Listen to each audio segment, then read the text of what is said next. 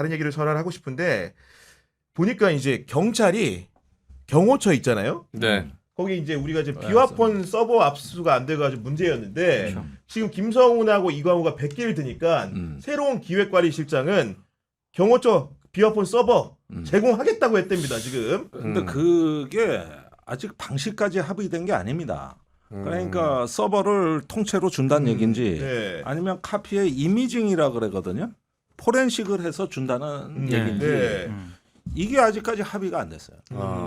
그러니까 이걸 신속하게 지금 서버를 확보하고 통화 기록을 얻는 게 목적인데 그 양이 방대할 거란 말이에요. 그렇죠. 네. 그러면은 이게 시간도 걸릴 거고 방식은 뭘 해야 되며 이런 부분이 아직도 오리무중이에요. 그냥 그 사람은 저기 대행은 네. 그냥 자기는 제공할 의사가 있다 이 말을 한 거야. 원론적으로. 네. 네. 그러나 이게 기술적 문제가 있어가지고 조금 더 두고 보셔야 될 것 같다. 그 부분에. 네. 예, 그렇지만은 이 서버의 확보는 내란 수사에 있어서 일대 전기를 맞이하는 중요한 그러니까요. 중대한 사항입니다.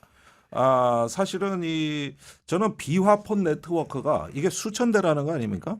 이게 이 정부의 딥스테이트, 일명 비공식 정부의 어떤 형태를 드러내 줄 거라고 보고 있습니다. 이건 비단 내란에 관한 부분 이상일 거라고 봐요. 그리고 그 계엄 전후해가지고 그 많은 통화의 어떤 수발신 기록들이 이제 보면은 어떻게 이것이 모의되고 실행이 됐는지 구조가 드러나는 거거든요. 그렇겠죠. 네. 거기에 노상원까지 비화폰을 갖고 있고 이렇게 되면은 그 주변에 아직까지 모르는 종범들이 밝혀질 가능성이 있어요. 그 노상원 혼자 했겠습니까? 그러니까요. 그다음에 네. 포고문 작성은 누가 한 겁니까? 김용현이 한 건 맞습니까? 대통령실에 의해서 발견된 쪽지는 누가 작성한 겁니까? 이거 아직 안 밝혀진 거잖아요. 그다음에 비상 입법기구 네, 이런 그렇죠. 것들 네. 이런 실행 계획은 어디가 있는 거예요 지금? 그다음에 계엄도 노상원 수첩 정도가 아니라 원실행 계획이 있어요. 그걸 검토하면서 수첩에 적은 거게 노상원 수첩이거든요. 그러니까 오리지널, 원본 이런 것도 하려면은 누가 누굴 만나고 언제쯤 통화가 이루어지는지가 중요한 단서가 그렇죠. 되니까 그렇죠. 네. 검찰의 공소 유지를 하는데 상당히 어떤 중요한 자료가 기본이 갖춰지는 근데 거예요. 저는 검찰의 비화폰, 대검 간부라든가 혹시 있을 수 검찰 있기 때문에 수뇌부도 네. 만약에 내란 당시 비화폰을 써서 그때 당시 용산이 됐던 누군가와 뭐 비화폰 통화를 했다라고 한다면은 그것도 밝혀야 할 중요한 대목이라고 보거든요. 네. 왜냐하면 초기에 검찰이 굉장히 소극적이었어요. 아예 압수수색 자체를 지금 안 내줬잖아요. 그러니까 그런 부분들에 대해서도 확실하게 좀 수사가 네. 필요하다고 봅니다. 그 부분이 결국은 또 이제 김건희가 비화폰을 그렇죠. 썼다고 네. 하니까 누구랑 그렇죠. 통화했는지도 서버를 열어보면은 알게 될 가능성이 높은데 지금 김건희 얘기하면서 가장 많이 언급되는 분이 그 건진 법사라는 분이에요. 얘기 들었더니 건진 법사는 부인, 딸, 처남, 본인 다 출국금지 됐다네요. 이거 뭐 어떤 사람이기 때문에 그런 겁니까, 의원님? 그 건전법사 말씀드리기 전에 비화폰이라고 하는 것은 국정원에서 제작하는 특수폰이에요. 아, 네. 그렇군요. 네. 그래가지고 이제 몇 대가 있다 네. 하는 것은 국정원 비밀이니까 제가 얘기하면 또 잡혀가고. 그런데 즉 대통령실, 청와대의 통신은 경호처에서 해요. 네. 그렇기 때문에 만약 비화폰을 청와대에서 즉 대통령실에서 제작했다고 하면 네. 그게 문제가 될 거예요.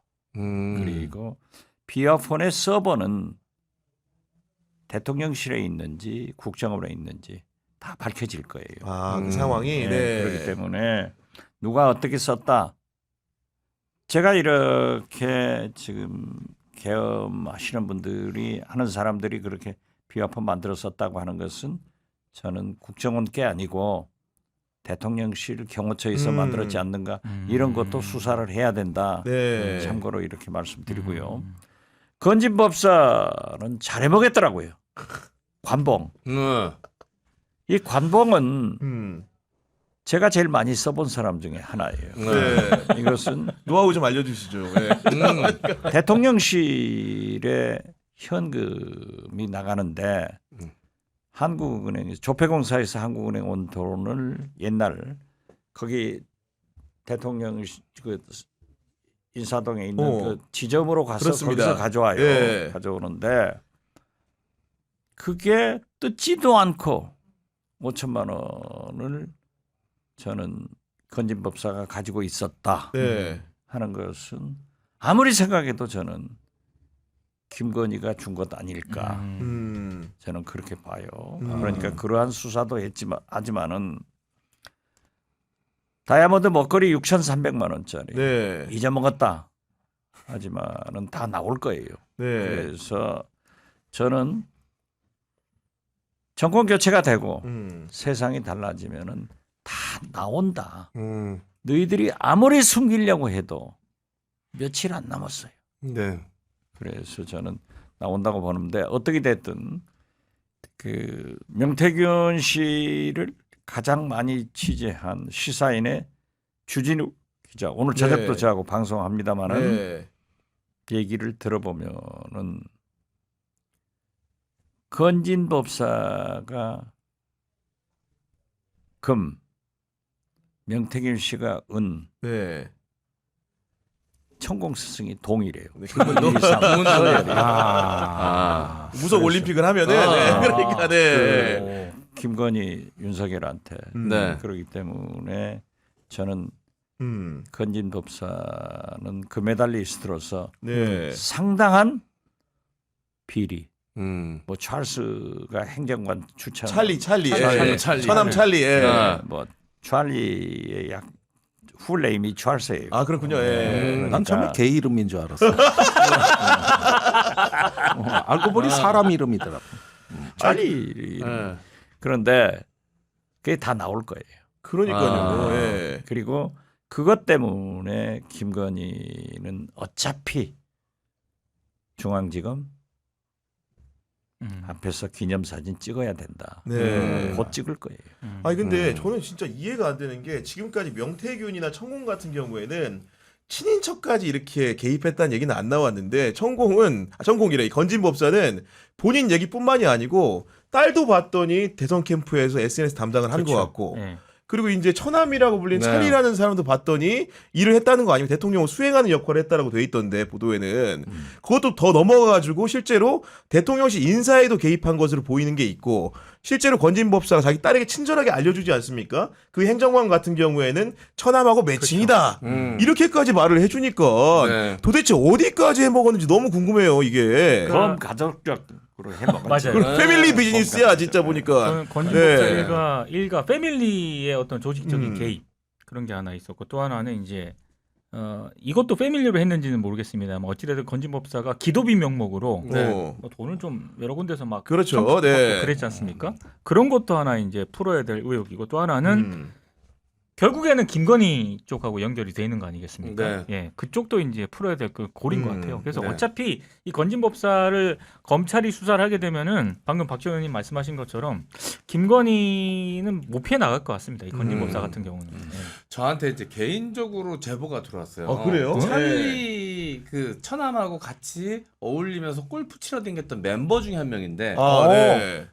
그 항상 그 어울리던 멤버들이 있더라고요. 오. 네, 경호했던 사람, 윤석열을 경호했던 그 선거 때부터 해서 경호했던 캠프 사람, 때부터? 네. 경호했던 사람이랑 그 처남이랑 뭐 저한테 제보했던 분이랑 이제 골프장 가면 꼭 누구 기업 모 인사가 와가지고 기업을 운영하는 사람이 와서 같이 치는데 한 번도 골프비를 계산하는 걸 본 적, 다 접대 골프였겠죠. 네. 그래서 왔던 기업들의 이름을 기억하고 있길래 제가 찾아가지고 그 전 또 주식을 좋아하니까 네. 주식을 찾아봤더니 처음 듣는 기업들인 거야. 찾아봤더니 다 그래프가 전형적인 주가 조작 그래프인 거예요. 그래요?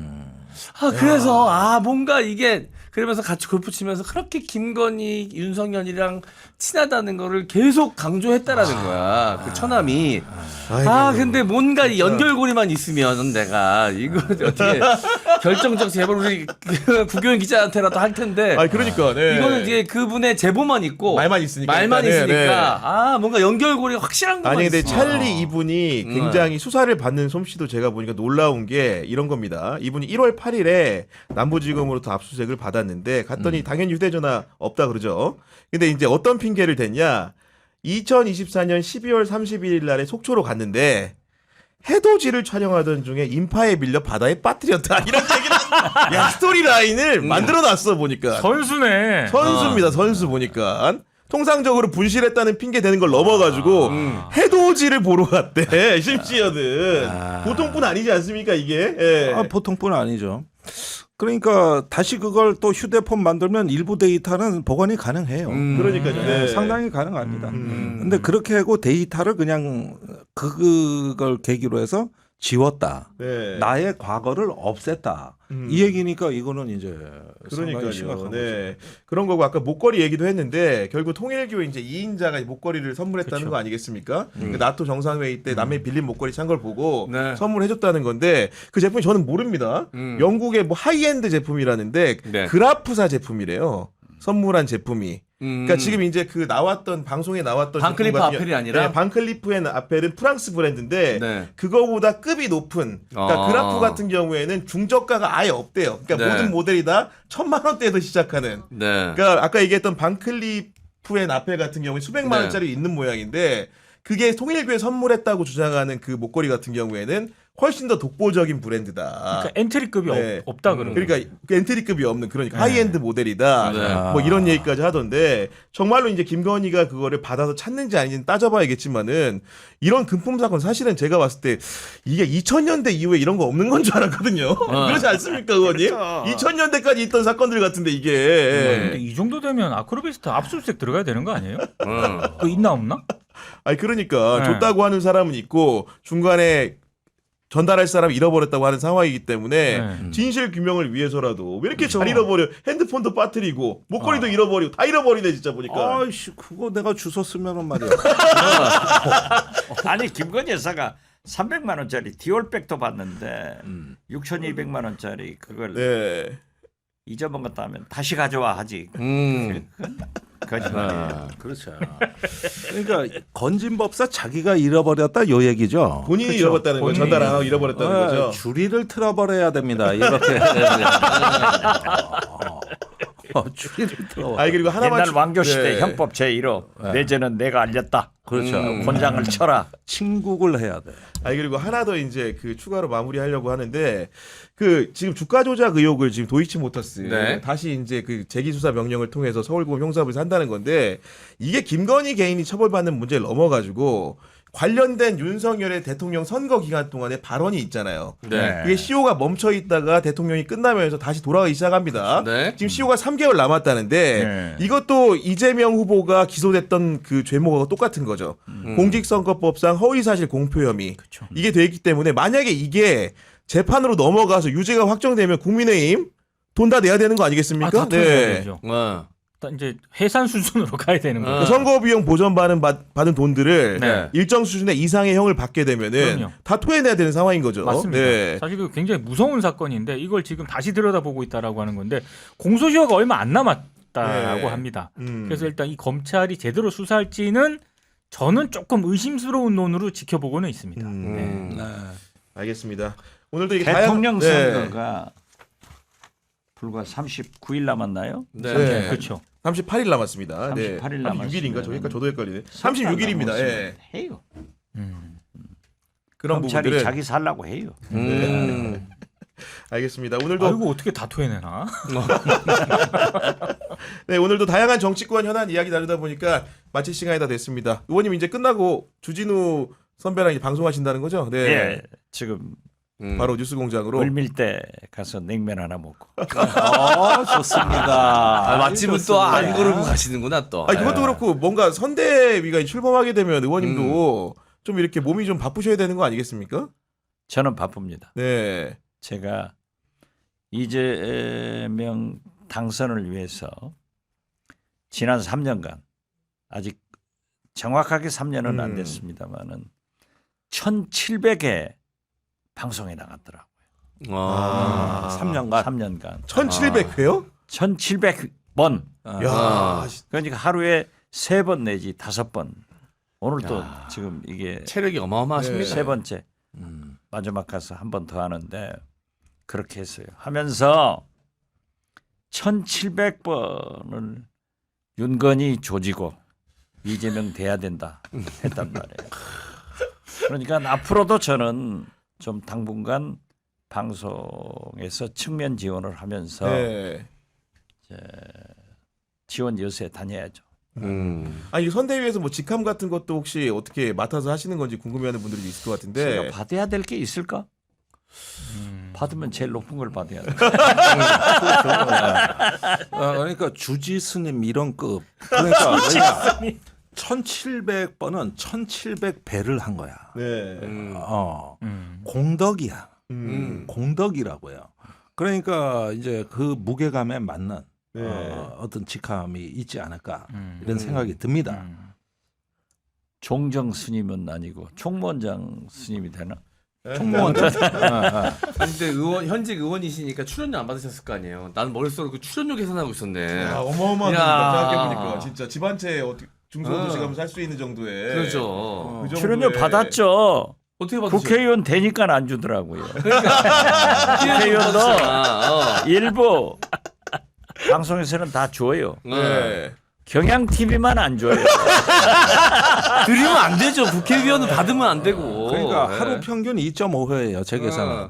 7일 중에 5일이 평일 아닙니까? 네. 이걸 365를 곱하면 260이 나옵니다. 네. 그러면 260이 2년 반이면은 저기 750, 네. 700 한 80대요. 네. 근데 1,700회니까 곱하기 그러니까 이렇게 보면, 네. 2.5번이니까 하루에 3번 이상 그걸 거의 거르지 않고 하신 거다. 이렇게 엄청 되는 많습니다. 거지. 그렇죠. 네. 제가 월화수 목만 하고 금요일에 내려가시니까. 금요일 날은 네. 지역구에 내려갔으니까. 그럼 하루에 한 3.5번. 예, 저는 그러니까 계산이 3번 내지 정확해요, 5번을 했어요. 그러니까 그 얘기를 이재명 후보한테 꼭 해야 됩니다. 그거 좀 해주세요. 제가 합니다.